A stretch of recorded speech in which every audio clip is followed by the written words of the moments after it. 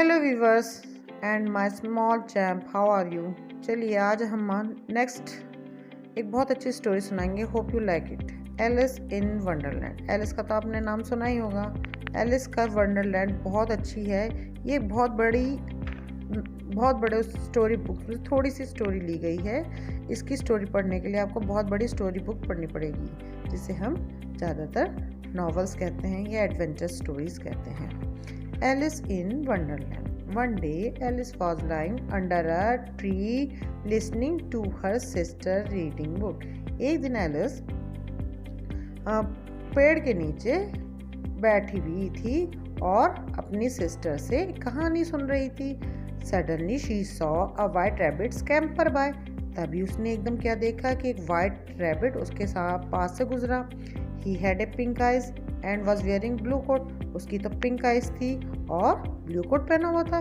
He took out a big watch from a waistcoat pocket as he hurried away. उसने उस waste coat में pocket से एक watch निकाली। वॉच निकाल के और वो जल्दी जल्दी चलने लगा। He said, "Oh dear, I will be too late." और अपने आप से कहने लगा, अरे मैं तो लेट हो गया। She thought there was something very different about this rabbit. तो एलिस ने सोचा ये जो रैबिट है ये कुछ अलग सा दिख रहा है। इसने कोट भी पहना हुआ है और इसकी हैबिट है कुछ जल्दी जल्दी काम करने की। तो वो कुछ इसके बारे में क्यूरियस हुई, मतलब सोचने लगी। It would talk, it wore a red waistcoat and it carried watch. इसने वेस्ट कोट भी पहना है, हाथ में घड़ी भी लिए रखी है और वो बात भी कर सकता है, तो ये कुछ अलग है। Alice wondered, a talking rabbit. Alice wondered, आश्चर्य से हो गई, अरे बोलता हुआ खरगोश। A rabbit who wearing a waistcoat, और ऊपर से इसने वेस्ट कोट भी पहन रखा है। Alice was burning with curiosity and she followed the white rabbit. Alice की क्यूरियोसिटी और बढ़ गई। बर्निंग मतलब होती है क्यूरियोसिटी और ज़्यादा बढ़ गई और उसने कहा नहीं भाई, सारी बात का पता लगाना पड़ेगा। इसलिए उसने रैबिट का पीछा करना शुरू कर दिया। The rabbit started running and Alice followed the rabbit. तो रैबिट भागने लगा। अब एलिस फॉलोड द रैबिट और वो उसका पीछा कर रही थी। कौन? Alice. The rabbit suddenly pop down with a large rabbit whole.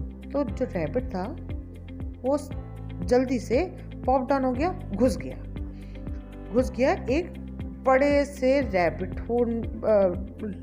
Whole में, large rabbit hole. Alice jumped into a rabbit hole to.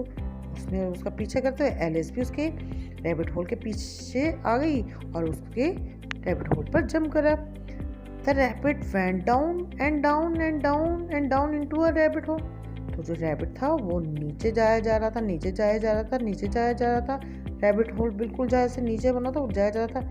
Alice said aloud, where am I, how many miles down have I fallen.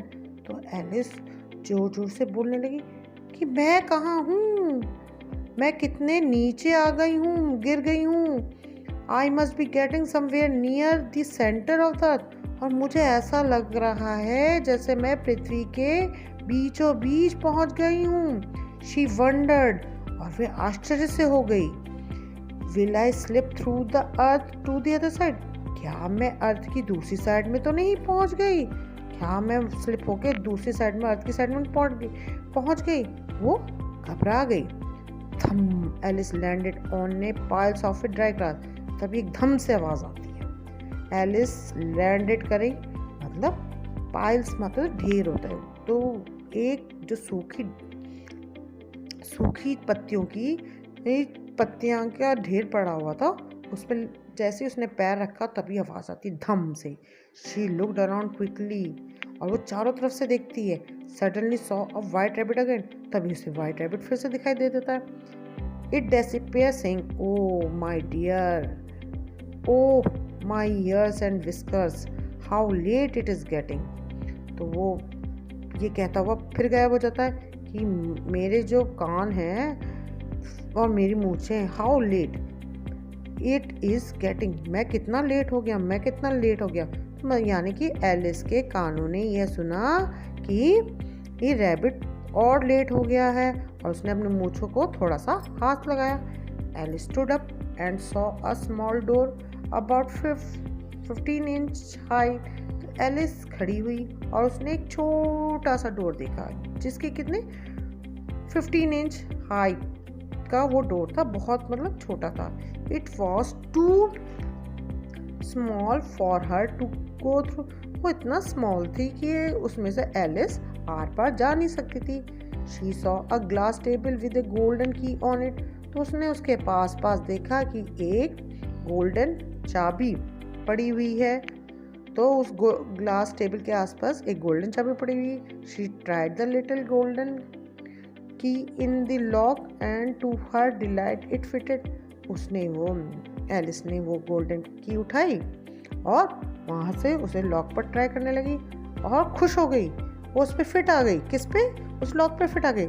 Alice open the door. Alice ने door को open किया। Looked into the loveliest garden. जैसे ही door open किया, वहाँ door खुलते ही वहाँ पे बहुत सुंदर सा गार्डन उसे दिखाई दिया जो कि उसने आज तक नहीं देखा हुआ था। She had ever seen. उसने कभी आज तक नहीं देखा था। How she long to be among those beds of a bright flowers, those cool fountains, but she could not even get her head through a doorway. अब जब उसने दरवाज़ा खोला तो उसे तो गार्डन कितना सुंदर था। उस पर बहुत सुंदर सुंदर फूल लगे हुए थे और उस फूल को देखकर एलिस बहुत खुश हुई और वो सोचने लगी कि ऐसा गार्डन तो मैंने आज तक नहीं देखा। How she longed to be among these beds of bright flowers and those cool fountains. उसने सोचा कि ये जो फ्लावर्स हैं, बेड ऑफ ब्राइट फ्लावर्स, मतलब ये ऐसा फ्लावर्स लग रहे हैं जैसे यहाँ पे फ्लावरों का बेड बिछा दिया और इतने फ्लावर्स बड़े सुंदर सुंदर हैं। और उसके लिए वो कितनी बड़ी है, मतलब कितनी लंबी है। वो उसमें उस सब वे में से जा नहीं सकती थी, मतलब वो छोटे से उसमें से देख रही थी लेकिन वो उसे छू नहीं सकती थी। But she could not even get her head through the doorway. और वहाँ पे एक फाउंटेन भी पड़ना हुआ था। फाउंटेन जिसे कहते हैं, जो वहाँ पे एक झरना भी बना हुआ था और वो झरना इतना सुंदर था कि कह रही थी मैं उसे छू नहीं सकती। But she could not even get her head through the doorway. और वो अपना हेड उस डोरवे की तरफ निकाल भी नहीं सकती थी। वो बगीचा तो इतना सुंदर बना हुआ था लेकिन ना वो उसमें से किसी चीज़ को छू सकती थी और ना टच कर सकती थी। उसने सोचा, oh I wish I could become a smaller, she exclaimed loudly. तो उसने चिल्लाकर कहा, काश मैं छोटी हो जाती और मैं जाकर सारे फ्लावर्स को छूती और उस फाउंटेन को देखती। अब इस स्टोरी में आगे क्या होता है तो वो आपकी पूरी एलिस इन वंडरलैंड बुक पढ़नी पड़ेगी। Hope you like this story. Now the new word is scamper. Scamper क्या होता है? जैसे ही आप देखेंगे ना हड़बड़ाहट में कोई चीज़ भागती हुई, उसे स्कैम्पर कहना। हरीड जल्दी। पॉप्ड अप होता है कि एकदम से जैसे जंप करके आपके सामने आ जाना। डिसअपियर गायब हो जाना। विस्कर मूंछें। Thank you. अगर ये वीडियो आपको अच्छा लगे तो इसे प्लीज़ अपने दोस्तों के साथ शेयर कीजिए and ask the queries in my comment box and subscribe it and press the bell icon. Thank you.